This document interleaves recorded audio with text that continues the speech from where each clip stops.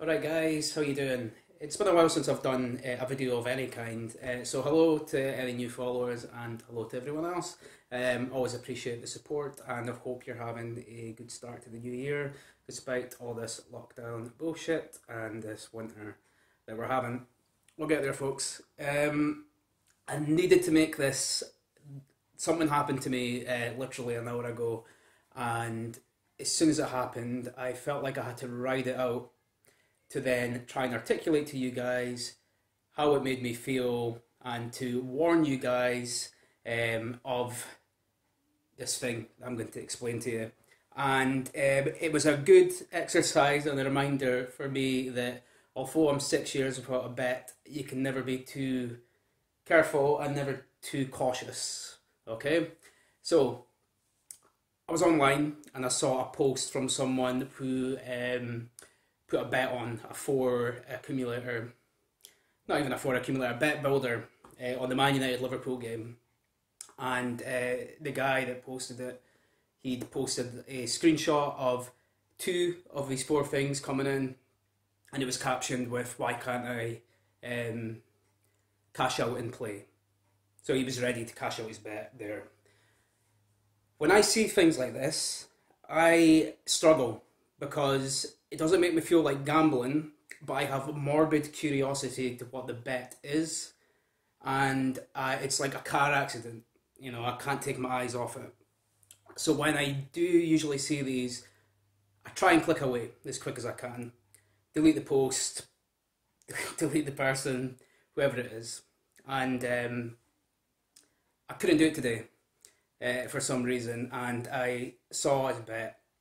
And the problem I have with that is gambler's mindset. I'm not watching that game and his bet's etched in my head. So I knew what he needed to for his bet to come up. And the guy couldn't cash out. So he needed Man United to win, and he needed Victor Lindelof to get booked. And this was, I think it was a tenner bet for a grand or something like that. And Man United were winning with a few minutes to go, and Cavani comes up for a headers it off the posts, Liverpool in the rebound, they go up the park, Victor Lindelof, pull of the shirt, gets booked. As soon as that happened, I got this horrible pit in my stomach, like it was like going back in time, like I had placed that bet, and I wasn't happy or ecstatic that my bet was coming in. I felt anxious for the rest of the game. And my body, my brain was telling me that this wasn't right. So, 3-4 minutes injury time, Man United hang on, they win the game, the guy's bet comes through. And I sat there for the rest of the game, and the game, as soon as Lindelof got booked, the game was ruined for me. It ruined my enjoyment. I felt incredibly guilty for looking at that, and I felt I felt like it was me betting on that game. Now, I want to share this with you guys because I want to explain to you how powerful, that kind of imagery and marketing things are. Because think about how the betting companies spam you, and they'll say, you've got this whistle ban now that's been widely criticised, but they're still using tactics like at halftime telling you, you're 3-1 odds for someone in the second half to score or whatever it is.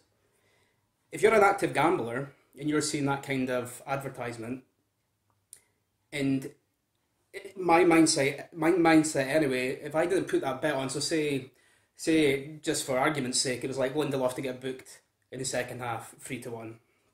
5-1, boost odds, whatever it is.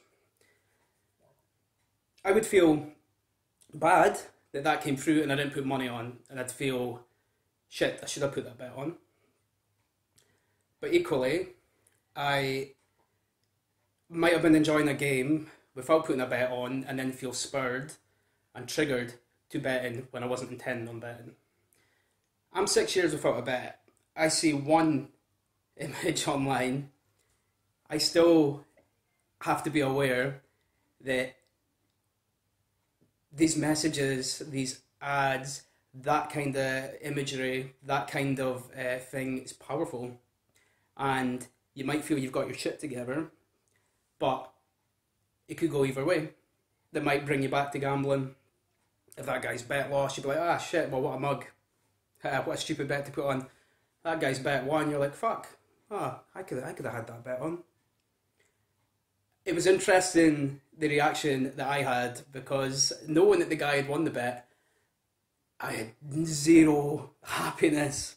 And in putting me in that guy's shoes, because literally that's how it felt, I was in that guy's shoes, I felt incredibly guilty and horrible and sad and anxious.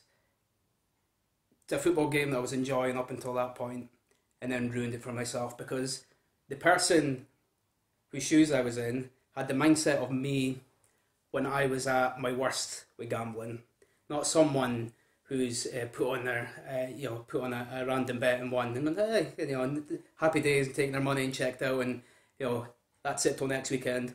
No, that's if I had won $1,000, I'd be like,